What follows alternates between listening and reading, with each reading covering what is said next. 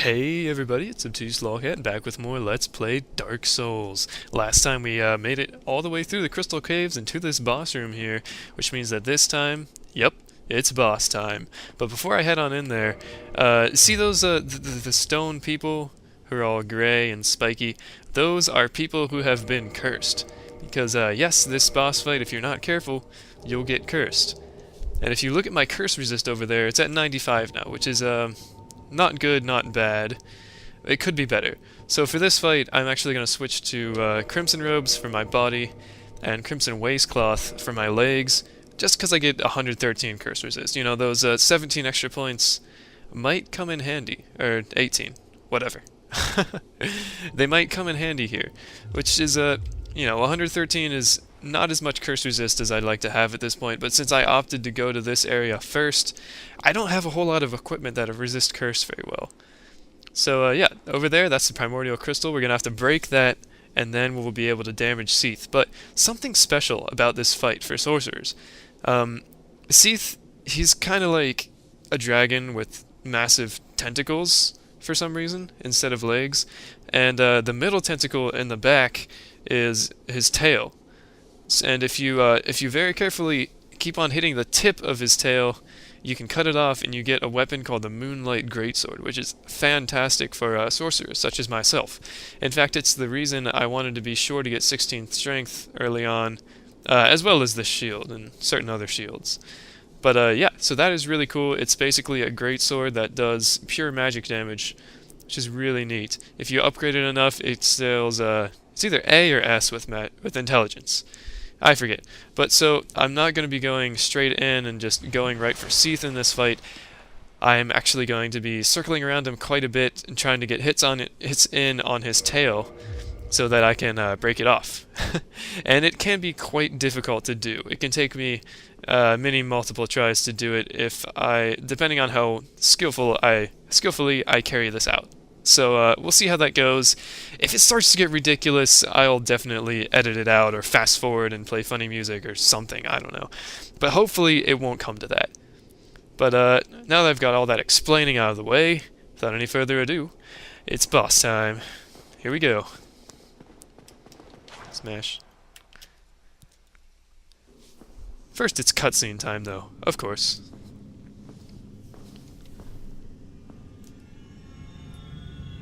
Pretty nice place. There it is, the primordial crystal.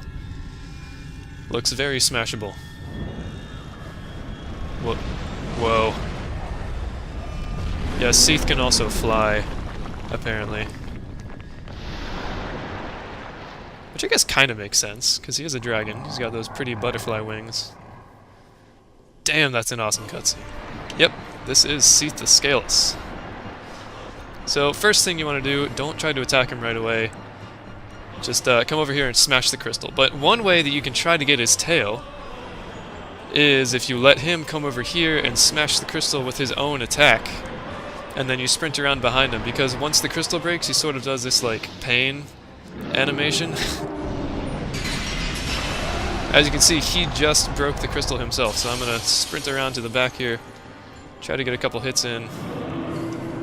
Now when you're going for his tail, you want to be sure to hit it, ow! When you're going for that, the middle tail back there, you want to be sure to hit it where the crystals aren't. You can keep on hitting it over and over and over again where the crystals are, and not really do much. But if you hit it where the crystals aren't, then that's the weak part of the tail, I guess. If you get enough damage in on that spot, then it falls off. But while you're back here, you want to be really, really careful, because he has some tail attacks that he's really fond of doing. Such as those, which do tons of damage, and will probably break through your stamina if you don't have ridiculously high stability or ridiculously high endurance. So there's that. This fight is not that hard, in all honesty, if you're not going for the tail. If you're going for the tail, it's kinda hard. But basically, if you take some time, learn his moveset, it is very doable. And it might not be the smartest idea for me to do this with my enchanted Uchi katana, because as you know, that does magic damage. And Seath is a crystal entity, so he resists. Oh my god! Wow. I'll meet you back there. Come here, Seath. Is he serious? What? Seath, what are you doing? Seath, I'm over here. Come on, Seath. Seriously? Fine. You know what? Fine. I'm the one wearing a dress, but you decided to be ridiculous too. That's fine. Oh, what? I was in the middle of drinking it. Oh my god. Pardon me, clams. I'm not interested in fighting. Hey there. You gonna break this crystal for me? Ow! Oh, are you kidding me? That one-shots me? Oh my god, those tails are ridiculous!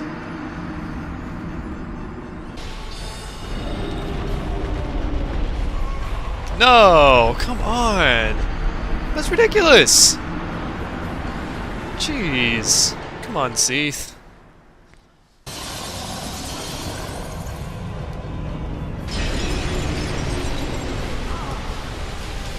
Oh my god! Wow! Holy crap! Stop it!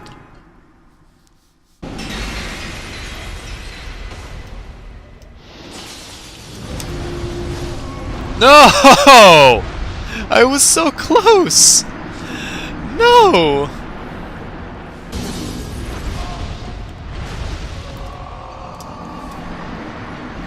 I'm not even mad anymore. Like, really, I'm not even mad.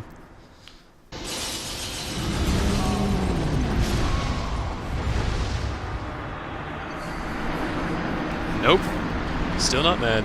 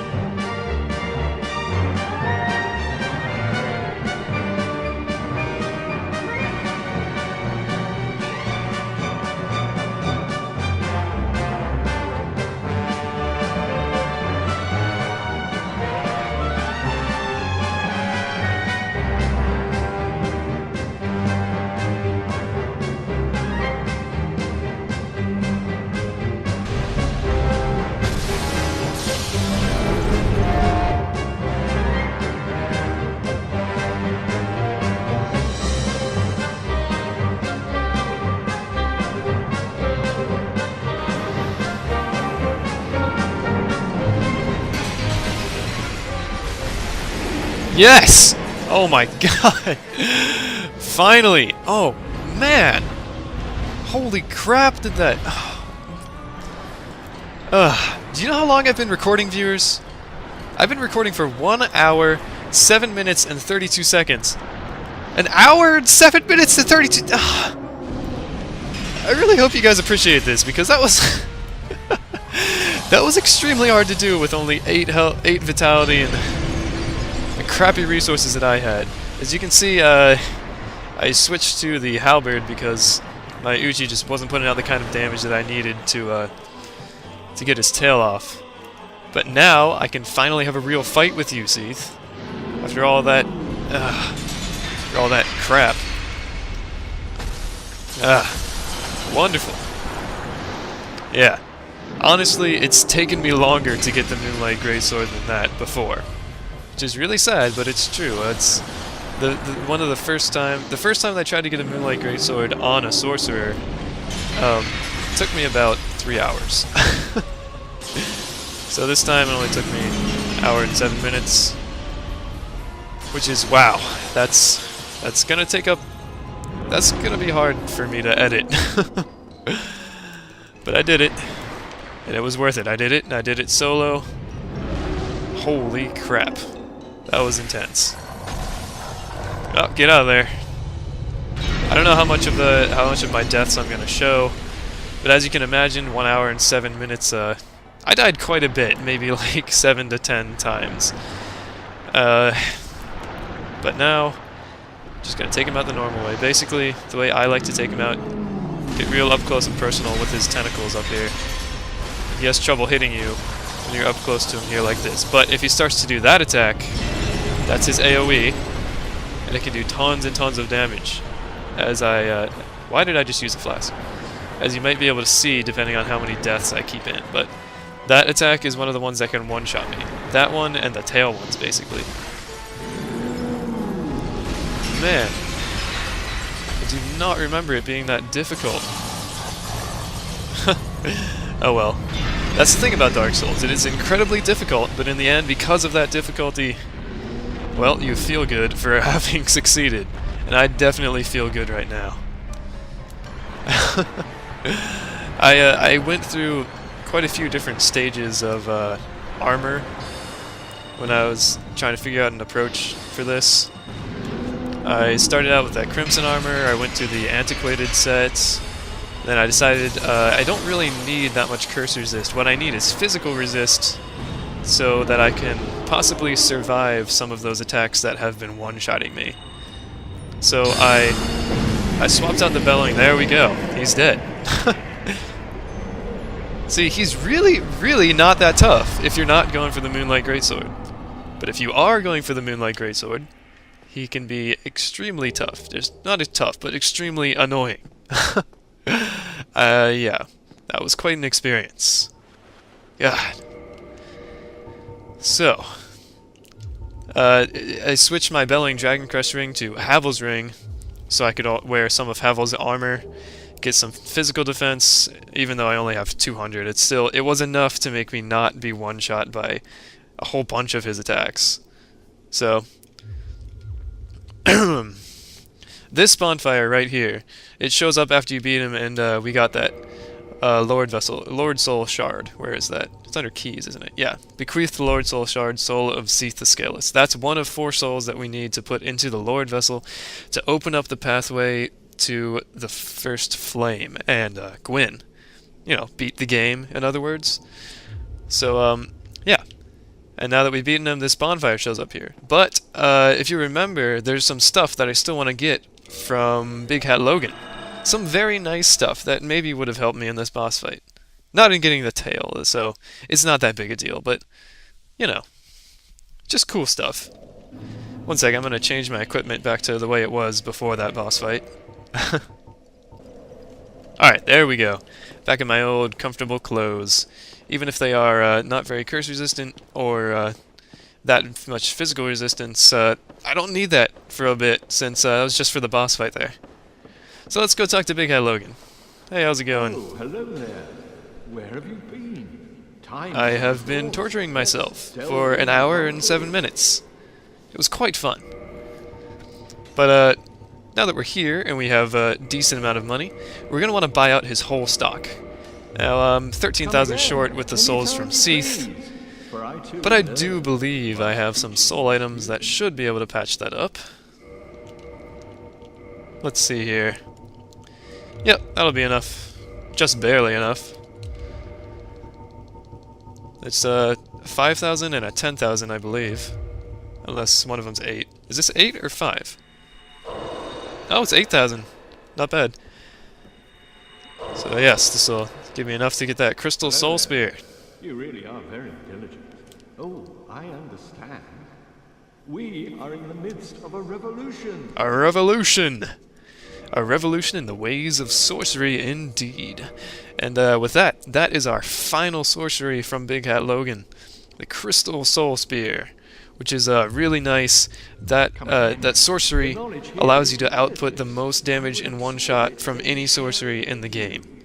So that's really nice. It also requires 44 intelligence, and I've only got 43. So I can't use it quite yet. But yeah. So now that we've bought out his stock, something interesting happens if you quit out and come back, or if you rezone. It's one of those situations. So I'm going to quit out and I'll be right back. Alright, I'm back, and now that we've reloaded after buying out Logan's stock completely, Stay clear of my work. Curses upon you. he doesn't remember who we are. Huh. Who are you? Stay clear. Yeah. He's clearly gone mad, as the Dark Souls wiki would say. Who are you? Yeah. Basically, he's forgotten who we are. He's basically been driven insane by the knowledge that he's learned and applied here in Seath's archives. So, yeah, that's kind of interesting. And if we reload again... Oh no, where'd he go? It's not good for a crazy man to be wandering about in this library. But, yeah, I know where he's gone. Turns out Big Hat Logan, well, he's gone mad, he's gone hollow, yes.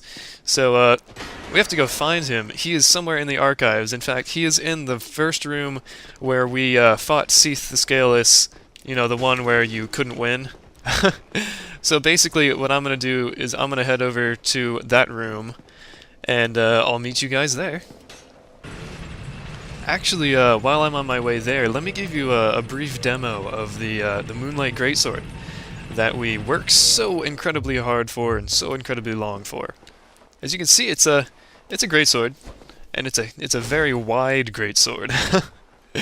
It's a pretty cool weapon, actually. I really like this weapon. The greatsword moveset, if you know what you're doing, it can be quite effective. I love those sprint attacks. Tornado. Yeah. But it has a special attack as all the dragon weapons do. If you do the two-handed power attack, or in this one's case, the one-handed power attack also is a special attack. It does use up some of the durability of the weapon though, so be careful when you're doing it. The one-handed looks like this. Okay, that was a bad example. It actually sends out... There you go. It sends out a wave of energy that does magic damage. The two-handed does the same thing, but sideways and more powerful. And it explodes, so that's pretty cool, but right now it's not upgraded, and I just used up a whole bunch of its durability, so I'm going to stick with my Uchi. I might use that for short runs a bit later. It is an excellent weapon, a very great weapon. It does that pure magic damage that in some cases can just slice right through defenses, so that's really nice. But so yeah, I'll be looking into upgrading that and maybe giving it a little use later. Maybe in like PvP situations if I get invaded or something. But for the most part, I'm gonna stick with my trusty Uchi katana. But who's this? Who's this mad shirtless man? Wait a second, that's Big Hat. Yep, Big Hat, he's gone hollow. And for some reason, that made him want to take off his clothes and fight me. So, yep. It's a good thing that we bought out his whole stock. In fact, oh wow. Bested by your own sorceries. What a way to go. But yeah, in order for this to happen, you have to buy out his whole stock. And you also have to reload twice. The first time, you'll see that he goes mad. The second time, you'll see that he's gone, like I demonstrated. And for killing him, we get White Dragon Breath, and the Big Hat, and the Tin Crystallization Catalyst, which is the most powerful catalyst in the game. We also get what's in this chest over here, a large Magic Ember. Cool. That lets you upgrade Magic +5 weapons to Magic +6, and then all the way up to Magic +10.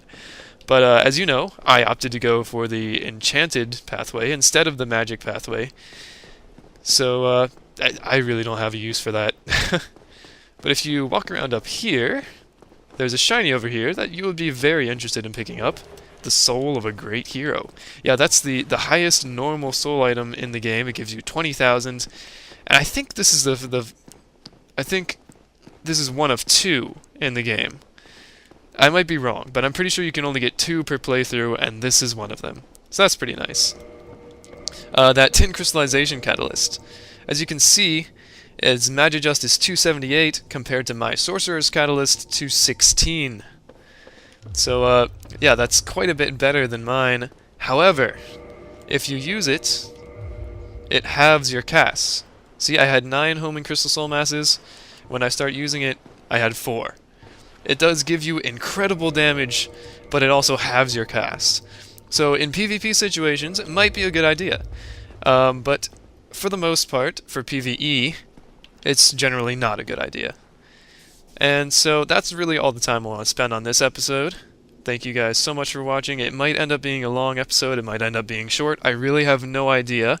Like I said, I've been recording for an hour and 23 minutes, and I know I'm going to be cutting out, well, hopefully about an hour of that at least. I hope you guys appreciate this. It was a lot of work. Thank you guys for watching. This has been Obtuse Lolcat. I'll see y'all next time.